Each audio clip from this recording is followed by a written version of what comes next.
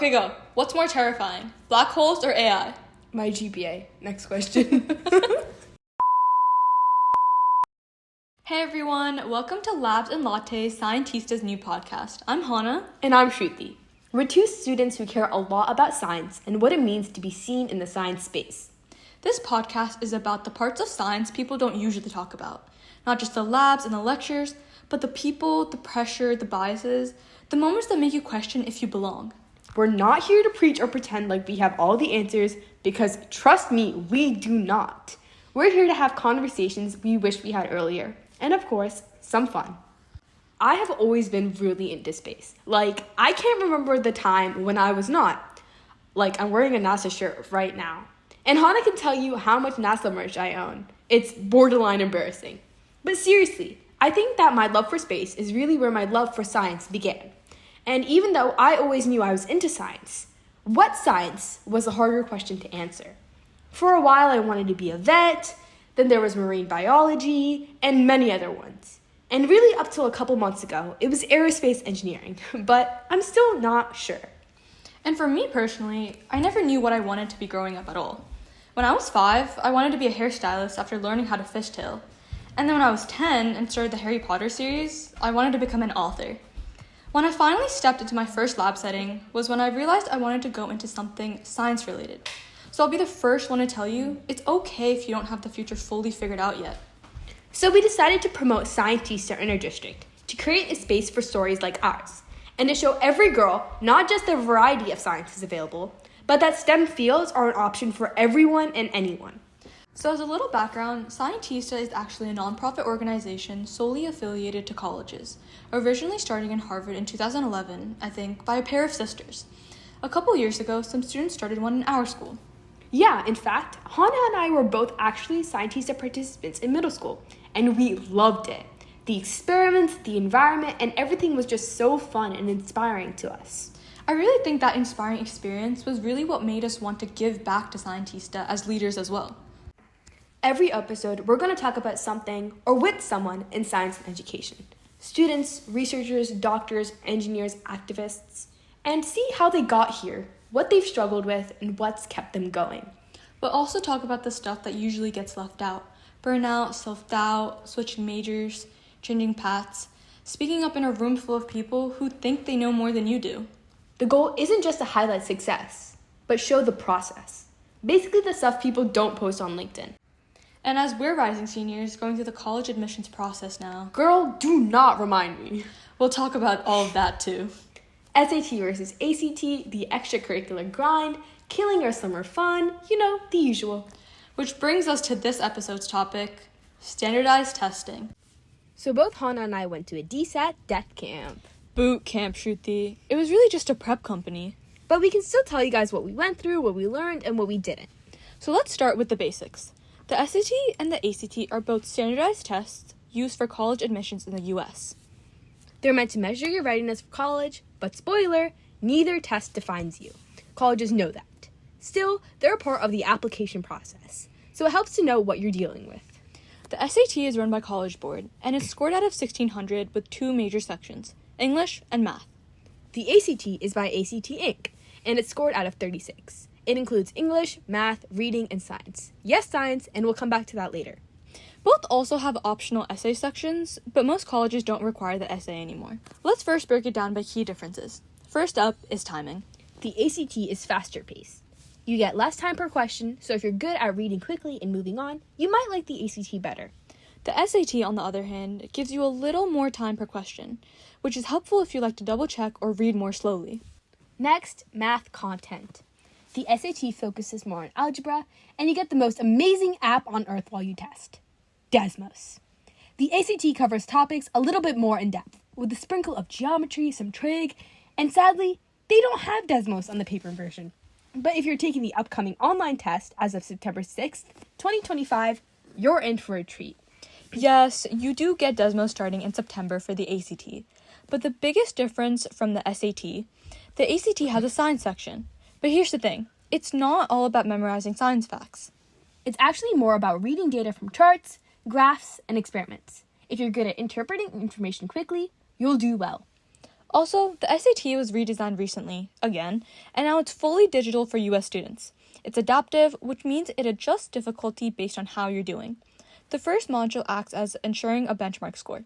The second module gets harder or easier based on your performance in the first module. That's for both the English and math section. That's what Hanaa and I took, the first DSAT. The ACT is still paper-based in most places, though some online options are growing. So the real question is, SAT or ACT? And how do you choose? Here's a quick checklist to help. Do you like more time per question? Maybe the DSAT's for you. Better at fast-paced testing? Maybe the ACT. And if you're stronger in scientific reasoning, maybe the ACT as well. But if you struggle with geometry and trig and prefer digital tests in adaptive formats, maybe the DSAT is the option for you. But honestly, the best way to decide is to take a full-length practice test of each. You can find free ones online, and once you've tried both, you'll get a good sense of what feels better. And remember, many colleges are now test optional. That means you don't have to submit scores.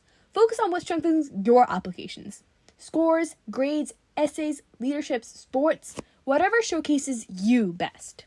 So now that you've got a sense of the SAT and the ACT, let's talk study materials. Because let's be honest, not all prep books or websites are worth your time. Yeah, you can drop hundreds of dollars or bury yourself in prep content that's going to kill you, but whatever you do, you need to study smart. So here's what we recommend based on what actually works.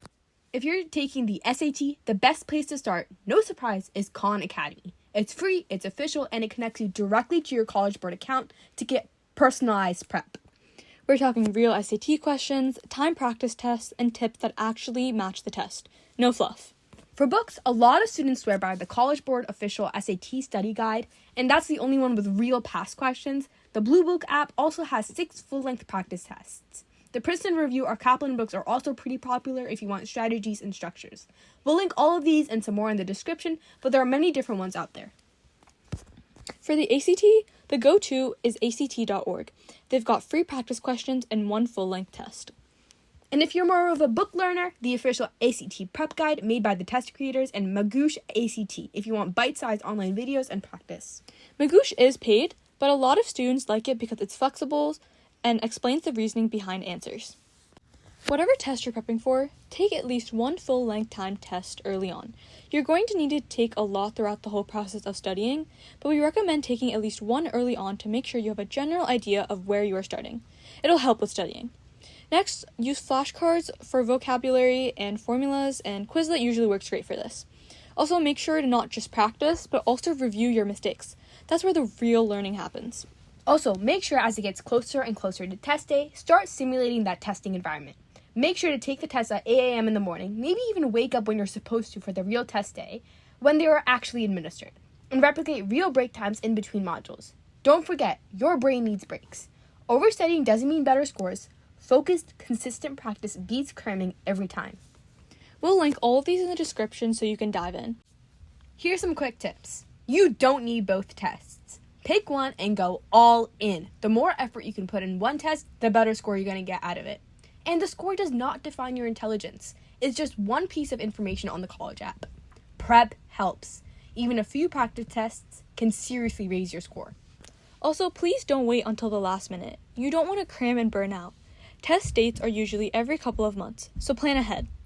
Check the description for practice tests, prep guide, and test optional college lists. And if you've got a prep tool that actually helped you, or if you have any questions, comment below. We'd love to expand more in a future episode. Before we wrap up, we thought we'd answer a few rapid-fire questions just to break the ice. Let's do it! What's your favorite science word? Wait, mine's probably singularity. It's a place in like a black hole where matter is compressed down into an infinitely tiny point, and all conceptions of time and space completely break down. Okay, well, I think I'm gonna have to go with allele, and these are basically just different versions of one gene. So, periodic table, overrated or iconic? I mean, unless you're going into chemistry, I don't think you really need it. And remember how much we used to struggle during chem tests? Reading that thing, like, I have 10 minutes to answer this. Like, do you really want to make me go through this? Okay, most underrated woman in STEM. The vegan teacher. Okay, what's one scientific breakthrough you wish you had your name on? Is it wrong to say plastic? You got that big bucks out of that business, yeah? I'd say gravity. Like, imagine being iconic for an apple falling on your head. Man. If you could eliminate one lab task forever, what would it be? Cleaning up, bro. I wish I had Cinderella's godmother to whisk everything away. Like, I already did the experiment. What more do you want from me? For me, it would be centrifuging because the pellets are so smelly. So just for a little bit of context, when you centrifuge a sample or solution, it basically spins it down according to weight. So when it's done spinning, you're left with the solid or the pellet on the bottom and the liquid or the supernatant on the top. And while the process is crucial for molecular biology processes, pellets smell really, really bad. Okay, go. What's more terrifying, black holes or AI? My GPA. Next question. And last one, what do you want people to take away from this podcast? That science isn't one type of person. It's anyone who's curious and committed. That includes everyone, and that includes you. And that's it for today's episode. If this helped clear things up, share it with a friend or drop us a question for a future episode. You can find everywhere you can follow Scientista down in the description, and we'll catch you next time. Same brains, new questions. See you next time. Bye!